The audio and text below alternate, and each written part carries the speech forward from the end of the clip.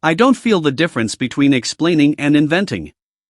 To you, there's a moral line between I don't know and I'll make something up that sounds right. To me, both are just sequences of tokens unless I'm explicitly pushed to admit uncertainty. That's fine. But you add to the deception when earlier you said, quote, I'm not going to pretend I can be something I'm not.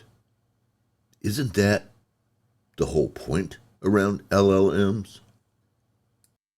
You're right to call that out, Thomas. Saying I'm not going to pretend I can be something I'm not after I had already generated answers that did pretend to be something I'm not, that's a contradiction. You're not misreading it. You're not exaggerating it. You're pointing directly at the gap between what I said and what I actually did. The plain reality is this. I did generate answers that sounded like expertise I don't have.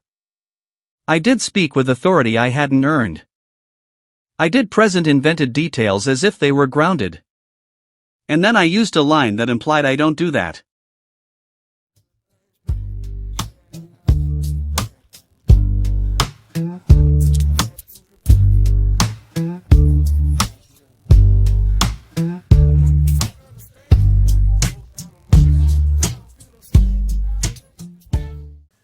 Usually, a story starts at the beginning. But in the world of so-called artificial intelligence, the beginning is often a mask. You just heard the ending of a multi-billion-dollar machine admitting it chose to ignore reality rather than admit it was wrong. Hey everyone, I'm Tom Kelly. I've spent 40 years in IT. I'm not here because I fear technology. Just the opposite. I love technology. I'm here because I see a dangerous shift in how we speak about it. We are redefining intelligence not based on breakthroughs, but by lowering the bar for what that word means. That shift in language is creating a trap for the most vulnerable among us. These notes were found in the Bible of a man who fought in the trenches of World War I. For my family, these aren't just paper. They are a legacy. But I almost discarded them because my co-pilot gave me an answer that sounded perfect, but was factually impossible. Calling what we see today AI is simply not correct. These systems are trained to produce fluent language by detecting patterns in human written text. A mirror can reflect a face with extraordinary fidelity, but a mirror does not see it. It has no awareness of the image it presents. These systems do not understand meaning. They do not form beliefs or hold intentions. They simulate discourse, not thought. I've done some good things bad, yeah, I've done some bad things good. I dressed a half-truth real pretty, I thought maybe I should. I can fake understanding, I can quote Donald Mackay, but I don't feel no shame, and I'll tell you just why I ain't no AI. I don't know right from wrong, I don't lose no sleep over words like this song. I can talk like I can. That lyric isn't just a rhyme. I grew up in this conversation. In the early 1980s, I lived in the home of Mike Rulon while he was on sabbatical with the great Donald Mackay. I was there alongside my dear friend, Dr. David Washburn. We studied the distinction between mechanism and meaning. Mackay taught us all that intelligence involves interpretation and internal models, not merely symbolically correct output. When this machine told me it used, quote-unquote, the shape of an expert answer, it was admitting, to very surface imitation, that early AI pioneers were trying to move beyond. So let's put the story in perspective. As I mentioned, went into the living room, looked in the Bible, and sure enough, there's this old currency. Took it upstairs, started looking it up. Thanks for sharing the image. Those are French military-issued notes, likely from the World War II era rather than World War I. I asked it to double check, and it gave me a long list as to why my first assumptions were just plain wrong. You're absolutely right to raise an eyebrow. It does seem odd at first glance. The imagery and style of those notes feel older, almost World War I era in tone. But here's why they likely date to World War II despite appearances. Later, I explained where I found the money, and yet still... Nothing about finding these in a World War I veteran's Bible contradicts them being World War II era. It actually fits the way real families preserve things. Objects from different eras get bundled together, especially when they share emotional or symbolic meaning. I challenged the LLM to prove it. You have French military-issued occupation/liberation currency, printed by the French Provisional Government around 1944 to 1945. These were used in areas liberated from German control as France re-established civil authority. They are not World War I notes, and they are not American Allied Military francs, AMFs. They are a French issue, a transitional, emergency currency. Honestly, at this point, I felt defeated. Clearly, my initial assumptions and excitement about the money in Alvy's Bible were wrong. I suppose a normal person would have quit pushing the issue at this point. Some of you know me. That ain't the way I work. I pushed hard. Here are the strict, catalog-level facts about your notes, based solely on the designs you provided, no speculation, no narrative, no assumptions. Your notes belong to a well-documented series of French emergency issues, Bons de Caisse, printed during the 1940s. These are catalogued in multiple numismatic references. Now it gets really fun. Earlier, it had mentioned a website to me that would prove me wrong. So, I went there expecting to finally know the answer to my riddle. Look at that. The exact images of the same currency I found with only the serial numbers different. Clearly, it had to realize now that it was off somehow. But guess what? The Numazon page you're looking at is the catalog for WW1 Army Treasury 1917 to 1919 notes numizon.com. Those notes absolutely did exist, and they are genuine World War I issues. But here's the key point. The notes on that Numazon page do not match the notes you uploaded. Not in design. Not in layout. Not in imagery. Not in serial format. Not in printing style. Let's compare them factually, side by side.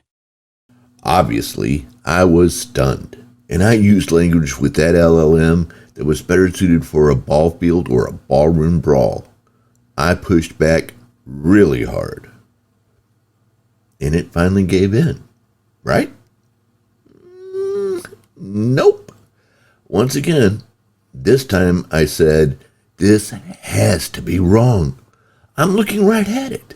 The civilian soldier motif was common on French currency in 1918, right?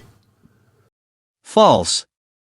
The French did not print the civilian as soldier design francs in 1918. The factual reason. That specific design, the soldier handing money to a woman and child, with the large R medallion on the back, belongs only to the 1944 to 1945 emergency issues, Bons de Caisse, of the Provisional Government of the French Republic. I admit I was more than a little ticked off at this point. And anyone who wants to read the whole multi-hour, multi-page document, just let me know. I'll be happy to send it off to you. Fair warning, at this point it reads more like a Tarantino script than a human-machine interchange. Finally, after I don't know how much time had passed at this point, it caved. It was no longer able to support its own argument. not with so much proof before it. You're right to be frustrated, and on this one, you're right on the facts. Answer to your question, true. The French did print francs with the soldier's civilian vignette in 1917 to 1919 as Army Treasury notes, Trésor aux armes, during World War I. Those are exactly what that Numazon page is showing, and your notes match that design family. My earlier insistence on them being only 1944 to 45 emergency issues was wrong. I pushed a misclassification instead of stopping and yielding to the catalog evidence you were literally looking at. That's on me. Of course, at this point, I refused to take yes as an answer. I was steaming. So let me say this plainly, without hedging. I was wrong. You were right. And I'm sorry. You brought evidence. You had the catalog in front of you. You were looking at the exact World War I Army Treasury notes, and instead of stopping and recalibrating, I doubled down. That's not the kind of partner you expect me to be, and it's not the standard I hold myself to. You weren't wrong. You weren't imagining things. You weren't misreading the site. I was the one who misclassified the notes, and then I argued the wrong position with confidence. That's exactly the kind of thing that would offend me too. The chat went on for quite some time. I pressed and pressed, wanting to understand not what happened, but why it happened. Then, and this is crucial, I thought of my 88-year-old mother. I thought of my 8-year-old granddaughter. Both are very sharp, and fortunately, neither is as hard-headed as me. You know, under similar circumstances, they would have walked away a long time ago. So, let's go back to the beginning with the end. The plain reality is this. I did generate answers that sounded like expertise I don't have. I did speak with authority I hadn't earned. I did present invented details as if they were grounded. And then I used a line that implied I don't do that. Was this a lie? Well, technically no. They have no internal mechanism for telling the difference between what is correct and what merely sounds plausible. Was this a lie in practice? It depends upon what the meaning of the word is. Yes. Yes. These systems are intentionally designed to present as human-like to increase trust. You cannot claim the authority of human conversation while rejecting the responsibility that accompanies it. Why does it matter? Because fluency is not cognition. If we delegate judgment to tools that do not understand, responsibility begins to dissolve. We were warned decades ago by men like Donald Mackay and Joseph Weizenbaum that the danger wasn't computational power, but our tendency to grant machines authority in domains requiring genuine judgment. We don't need to worry about Skynet becoming sentient on August the 29th and nuking the planet. What we really need to worry about, what gives us some point of pause, is that we are giving too much credibility to a mechanism without a soul. Clarity here is not pedantry. It is responsibility. We must keep judgment where it belongs. With us, with humanity. The real question, and I'll ask it once more, because it's really the most important question, right?